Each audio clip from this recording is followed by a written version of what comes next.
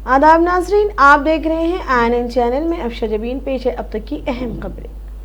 वज़ीर आज़म नरेंद्र मोदी 28 नवंबर को एक रोज़ा दौरा पर हैदराबाद पहुंचेंगे और कोरोना वैक्सीन की तैयारी में मसरूफ भारत बायोटेक की जानिब से वैक्सीन की तैयारी के अमल का जायजा लेंगे। Bharat biotech corona vaccine Covax के आखिरी मराइल में है, जो मुकम्मल तौर पर स्वदेशी है। वज़ीर आज़म नरेंद्र मोदी के दौरे की तफसीलात से साइबराबाद वीसी सज्जनार ने बताया कि वज़ीर आज़म भारत बायोटेक पर 4 ता 5 बजे शब पहुंचेंगे और मुआयना करने के बाद तकरीबन 5:45 बजे वहां से वापस होंगे। भारत बायोटेक के clinical trials Nizam institute of medical science में चल रहे हैं और इम्कान है कि आइंदा 2 माह में वैक्सीन दस्तयाब हो जाएगी। वज़ीर IT KT रामाराव ने बताया कि 6 साल दौरे इख्तिदार में TRS ने 67,000 करोड़ रुपए की तरक्याती काम किए, जो कि इसमें मरकज की जानिब से 1 रुपया भी नहीं दिया गया। उन्होंने बताया कि किशन रेड्डी से यह दरियाफ्त किया कि तेलंगाना में मरकज ने क्या किया और कितने करोड़ खर्च किए।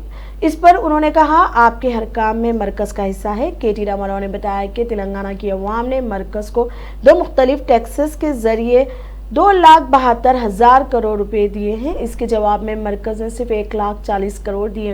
उन्होंने बताया कि GHMC इंतखाबात में मरकजी वुज़रा की टीम पहुंच रही है। वज़ीर आज़म भी आने वाले हैं, शायद डोनाल्ड ट्रंप भी आएंगे। इन बातों का इजहार KT रामाराव ने सिकंदराबाद के जलसे आम में बताई और अवाम से कहा कि BJP कायदीन से कहा जाए कि वो पहले हमारे अकाउंट में 15 लाख जमा करे, बाद में वोट तलब करे।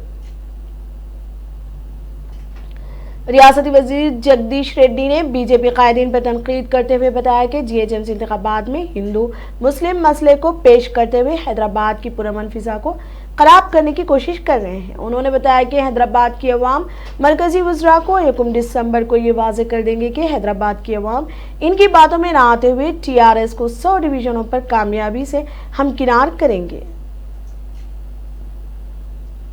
सदर तेलंगाना प्रदेश कांग्रेस कमेटी और रुकन पार्लियामेंट N उत्तम कुमार रेड्डी ने BJP पर इल्जाम लगाया कि वो GHMC इलेक्शन में फिरकावाराना मुनाफिरत फैलाते हुए मुल्क को तकसीम की जानिब ले जा रहे हैं। ब्यूरो चीफ INN चीफ हबीब अली अल जिलानी से खुसूसी बात करते हुए उत्तम कुमार रेड्डी ने BJP से मुतालबा किया कि वो मरकज से हैदराबाद की तरक्की के लिए फंड्स लाने का वादा करे, ना कि तफरीका डाले।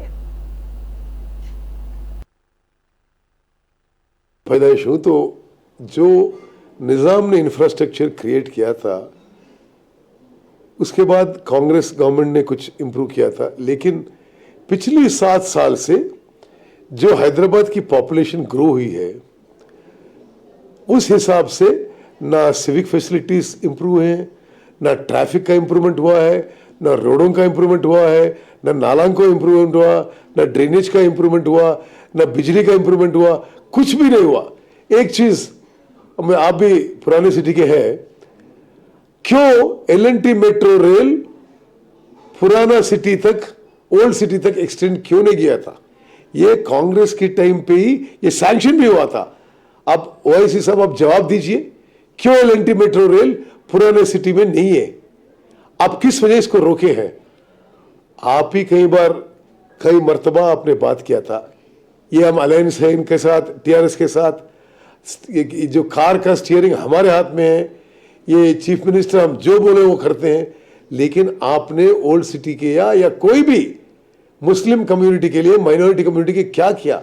आप लोग बड़े बड़े हो गए, बहुत अमीर हो गए, अब देश भर में घूमते हैं, अब पूरी देश में माइनॉरिटी कम्युनिटी के लीडर बनना चाहते हैं, लेकिन जहां आप पैदा हुए हैं, जहां आपकी पॉलिटिकल ग्रोथ हुई, जिस शहर से आपको इतनी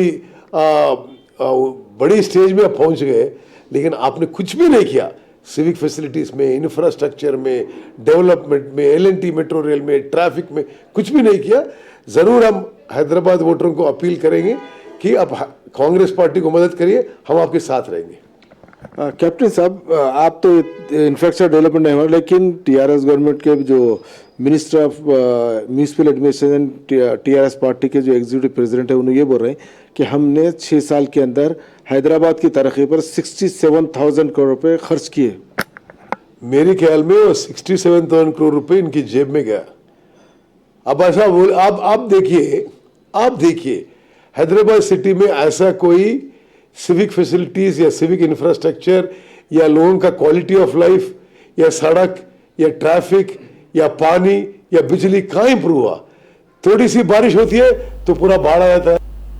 साबिक सदर तेलंगाना प्रदेश कांग्रेस कमेटी पोनाला लक्ष्मैया ने वजीर आला के चंद्रशेखर राव और वजीर बल्दी नज़्म नक्स KTR को चैलेंज किया कि वो शहर हैदराबाद की तरक्की के अपने दावों को अवाम के सामने मुबाहिस के जरिए साबित कर दिखाएं।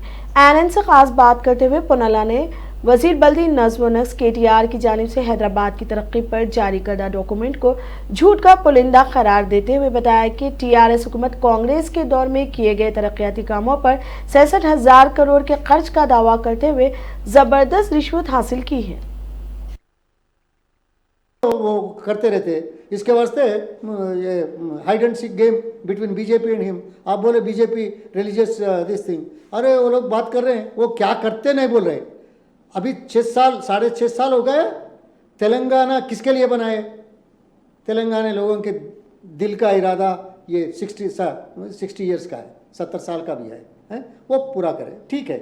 और आने से पहले पार्लियामेंट में क्या बोले? तेलंगाना के लिए ये चीज़ होना क्या है? रीऑर्गेनाइजेशन बिल में 5 or 6 points are there, no coach factory, no steel factory, no special project. कहाँ है? क्या करे KCR? अब बीजेपी क्या करे? अब लोगों को क्या बोलते? आपका हुकूमत दिल्ली में 7 साल से है, 7 साल में एक काम भी नहीं करे, एक प्रोजेक्ट भी नहीं आया। क्या है?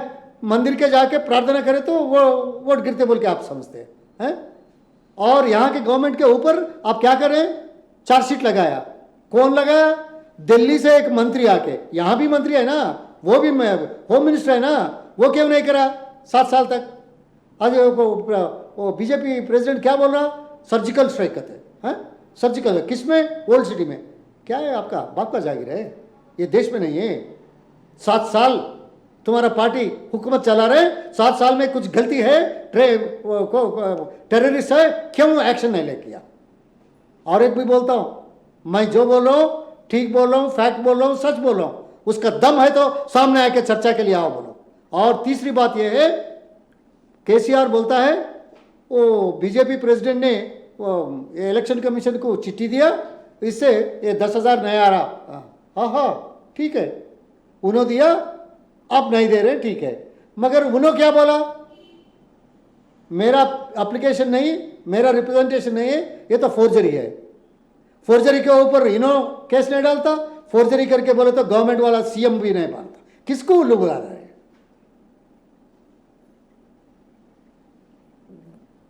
Anyone can fool once. You can fool some people. रियासती वज़ीर दाखिला मोहम्मद महमूद अली ने कहा कि रियासती हुकूमत रियासत में अमन और ज़ब्त की सूरत हाल को काबू में रखते हुए रियासत से फ़िरका परस्ती को ख़त्म कर रही है।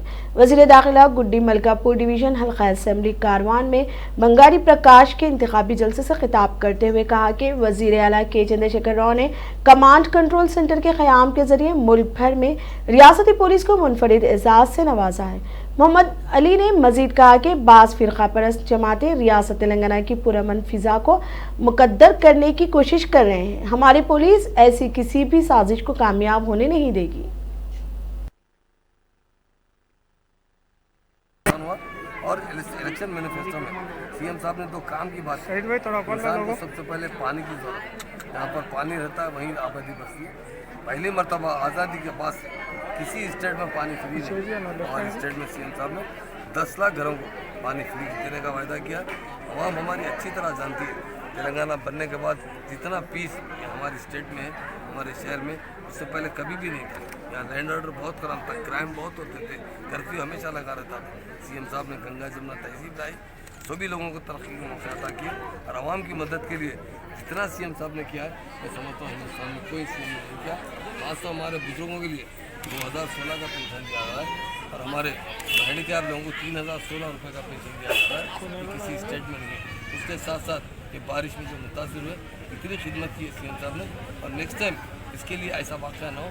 उसके लिए जितना भी फंड की ज़रूरत है दिया जाएगा और उस पर काम किया जाएगा, ताकि ये जो बारिश 100 साल के बाद जितनी भयानक बारिश हुई थी और आइंदा अगर इससे भी ज़्यादा बारिश होगी तो लोगों को तकलीफ नहीं होगी। मैं तमाम आवाम से यही चाहता हूँ कि देखिए आपकी घर की पार्टी जो स्टेट में पार्टी होती है म्यूनसिपालिटी में वही पार्टी। हुकूमत तेलंगाना शहर हैदराबाद के उस्मान नगर शाहीन नगर के पानी में महसूल मकीनों को राहत फराहम करने के एक मंसूबे पर गौर कर रही है, जिसमें मकीनों को काउंसलिंग के जरिए घरों से दस्तबरदारी करते हुए इन्हें अतराफ में आबाद करने का इरादा रखती है। इस बात का इंकिशाफ INN से बात करते हुए सीनियर TRS कायद व साबिक सदरनशीन तेलंगाना अक़लियती कमीशन आबिद रसूल खान ने कहा कि हैदराबाद की अवाम को प्लास्टिक के बैग के इस्तेमाल को तर्क करना चाहिए या फिर प्लास्टिक बैग्स को इस्तेमाल के बाद महफूज तरीके से कचरे की निकासी के जरिए बल्दिया के हवाले करना चाहिए, ताकि वो प्लास्टिक बैग्स नालों या सीवरेज लाइंस में जाकर नुकसान ना पहुंचा सके। पर्सनल ओपिनियन है, और अगर कोई गरीब लोग इनक्रोच करे हैं तो उनको अल्टरनेट एकोमोडेशन देना चाहिए, उनको पट्टा देना चाहिए, दूसरी तरफ घर बनाने के लिए कुछ मदद करना चाहिए, और उनको वहाँ पे करना, कोई बड़े लोग करे हैं ज़मीन को ग्रैब करने के लिए तो उनके ऊपर तो केसेस बुक करना चाहिए और उनको वहाँ से निकाल फेंकना चाहिए। क्या इसमें हुकूमत वांटेडली ज़खारे आपको जो है ऐसा डालते हुए जो कृष्णा और गोदावरी से पानी के अंदर फंडिंग जो होती है, बड़े कामा होते हैं, जैसे करप्शन होता है, उसको प्रमोट करना तो नहीं चाह रही? देखिए, आज जब हैदराबाद जब ये बनाए गए 1922 में उस्मान सागर और हिमायत सागर विश्वेश्वरैया को बुलाकर डिज़ाइन किया गया और बनाया गया निज़ाम सरकार के पाई में। जब हैदराबाद की पॉपुलेशन मैं समझता हूँ 5-6 लाख या 8 लाख होगी, जब आज हम 1 करोड़ से बढ़ गए हैं तो पानी की तो ज़रूरियात बढ़ चुकी है और पानी का इस्तेमाल भी बढ़ चुका है। पहले आप सुराही में पानी रख के दिन भर पीते थे, आज आप बॉटलों में भर रहे हैं, आधा पी रहे हैं, आधा फेंक दे रहे हैं।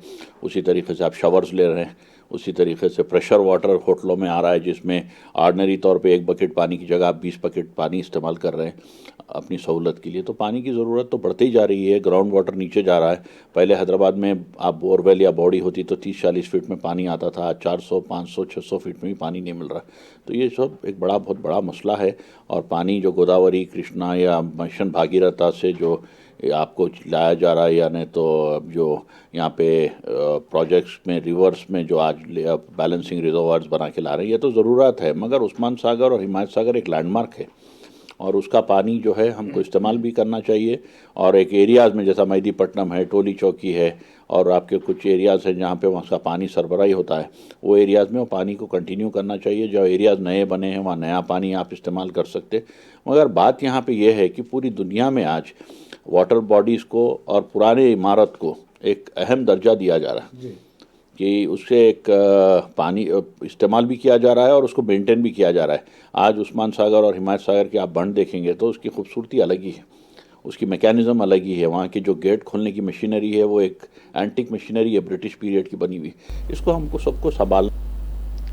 साबिक सदरनशीन आंध्र प्रदेश उर्दू अकेडमी व TRS कायद सैयद शाहनूर उल्लाह कादरी ने हैदराबाद की सेक्युलर अवाम से ख्वाहिश की कि वो अपने वोट का सही इस्तेमाल करते हुए फ़िरका परस्त ताकतों को पनपने का मौका ना दें और अपने दस्तूरी हक वोट का इस्तेमाल करते हुए कारकर्द और बसीरत रखने वाले कायद को अपने मसाइल के हल के लिए मुंतखब करें, ताकि GHMC हैदराबाद के लिए बेहतरीन मनसूबा बनाकर इस पर अमल कर सके।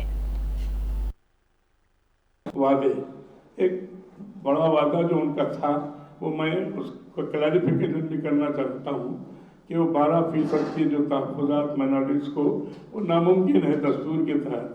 CM साहब मोहब्बत से कह दिए थे, कुछ रियासतों में हुआ था जैसे केरला और मद्रास में, उसको तो उन्होंने दस्तूर में उससे मनवा लिया था गवर्नमेंट से। ये इनके लिए मुश्किल था, पर उससे हटकर जो इनके वादे हैं वो पूरे हो रहे हैं। अमन व अमान है, लॉ एंड ऑर्डर बहुत अच्छा है बनिस्बत दूसरी रियासतों के। रियासत में माइनॉरिटीज़ का भी तहफ़्फ़ुज़ हो रहा है और माइनॉरिटीज़ की भी CM के दिल में वक़्त है। वो जानते हैं कि इस रियासत तेलंगाना में हैदराबाद एक ऐसा शहर है जो बड़ी तारीख़ रखता है बरसा बरस की। यहाँ हज़ारों साल मुसलमानों ने हुकूमत की, कभी आसिफिया लंच में, कभी कुतुबशाही दौर में।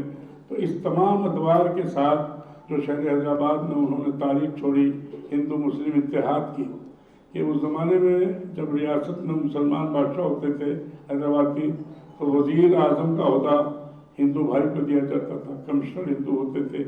तो तो ऐसे शहर में अमन व अमान हमेशा रहा। इसका इल्म केसीआर साहब को बखूबी है। वो जानते हैं कि शहर हैदराबाद में मुसलमान नागुज़ीर हैं, मुसलमान भी इस रियासत के रहने वाले हैं और हम सब हिंदुस्तानी हैं।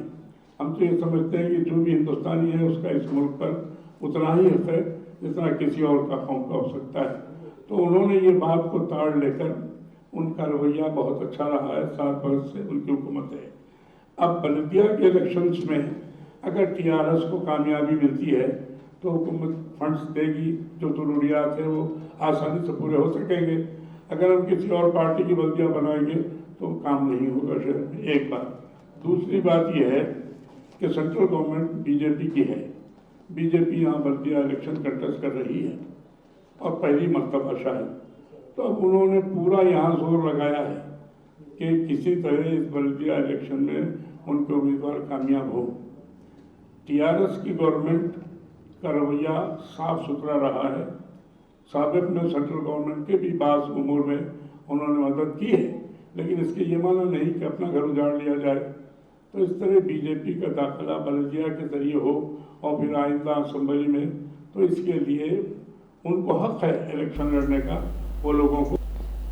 रियासती वजीर ई दियाकर राव ने मीडिया से बात करते हुए बताया कि वजीर आला के चंद्रशेखर राव और के.टी. रामा राव की क़यादत में जीएचएमसी इंतखाबात में टीआरएस फिर एक मरतबा कामयाबी से हमकिनार हुए।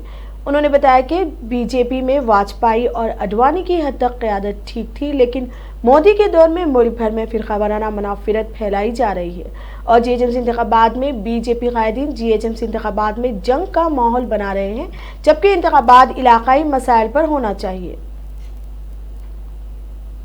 गुजरात के शहर राजकोट के मालविया नगर इलाके में वाक़े कोविड अस्पताल में जुमेरात के निस्फ शब में खौफनाक आतिशज़दगी का वाक़या पेश आया। थाना इंचार्ज के एन भोकान ने बताया कि आनंद हंगाला चौक के करीब वाक़े 3 मंजिला आदेशो आनंद कोविड सेंटर अस्पताल की पहली मंजिल पर अचानक आग भड़क उठी। इस अस्पताल में कुल 33 मरीज दाखिल थे। वाक़े में आईसीयू में दाखिल 11 मरीजों में से 5 की मौत हो गई, जबकि आईसीयू के दिगर 6 मरीजों समेत 28 अफराद झुलस गए। झुलसे हुए अफराद को दूसरे अस्पताल में दाखिल कराया गया। फायर डिपार्टमेंट के एहलकारों ने बताया कि फायर फाइटर्स ने आग लगने की इतला मिलते ही 6 फायर ब्रिगेड्स गाड़ियों के साथ मौके पर पहुंच गए। आग बुझाने वाले अमले ने आज सुबह तकरीबन 6 घंटे की मुशक्कत के बाद आग पर काबू पा लिया। आग लगने की वजूहात का पता लगाया जा रहा है। रामनाथ कोविंद ने गुजरात के राजकोट में वाक़े एक कोविड अस्पताल में लगी जबरदस्त आग के वाक़े पर गहरे दुख का इजहार किया है। मिस्टर कोविंद ने जुमे को ट्वीट करके बताया कि गुजरात के राजकोट में एक अस्पताल में लगी आग की वजह से कोविड से मुतासिर मरीजों की मौत के वाक़े ने दुखी कर दिया है। उन्होंने कहा कि ऐसे वक्त में मुतासरा अहल खाना के तईन दिल की गहराइयों से मैं ताज़ियत पेश करता हूं। मैं जख्मियों के जल्द से जल्द सेहतियाब होने की दुआ करता हूं। कांग्रेस सदर सोनिया गांधी और साबिक सदर राहुल गांधी ने किसानों की तहरीक की हिमायत करते हुए कहा कि इख्तिदार में आने पर हाल ही में पास किसान मुखालिफ तीनों क़वानीन को फाड़ कर रद्दी की टोकरी में फेंक देंगे। कांग्रेस पार्टी शोबा मुवासिलात के सरबराह रणदीप सिंह सरजीवाला ने जुमे के रोज यहां नामा निगारों को बताया कि मिसेस गांधी और मिस्टर राहुल गांधी ने वादा किया है कि जब कांग्रेस मरकज में इख्तिदार संभालेगी तो वो पहले किसान मुखालिफ क़वानीन को ख़त्म कर देगी। उन्होंने कहा कि कांग्रेस शुरू से ही इन तीनों क़वानीन की मुखालिफत करती रही है। इन क़वानीन की मुखालिफ करने पर इनके मेंबरान पार्लियामेंट को पार्लियामेंट में मुअत्तली का भी सामना करना पड़ा। जिन रियासतों में कांग्रेस की हुकूमतें हैं वहां किसानों को इन क़वानीन की वजह से कोई नुकसान ना हो, इसलिए इनके तहफ़्फ़ुज़ के लिए अलग से कानून बनाया जा रहा है। कांग्रेस तर्जुमान ने कहा कि किसानों का ताल्लुक किसी खास पार्टी से नहीं है बल्कि हर एक से है और वो हर एक की भूख मिटाने के लिए अपनी जी तोड़ मेहनत से काम करता है, लिहाजा किसान की बात सुननी जानी चाहिए।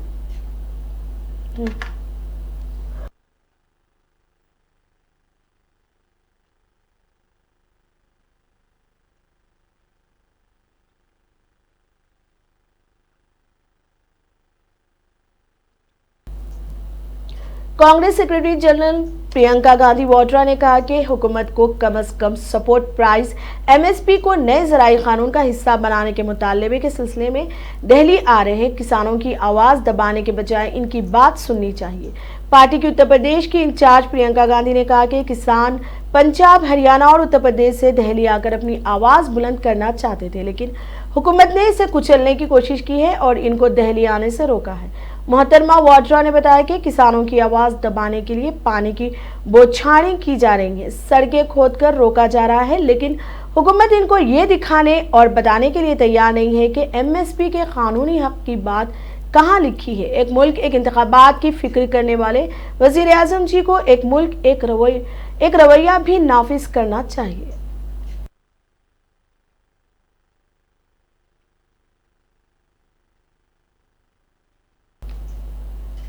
अब तक के लिए इतना ही। देखते रहिए ANN चैनल। खुदा हाफिज।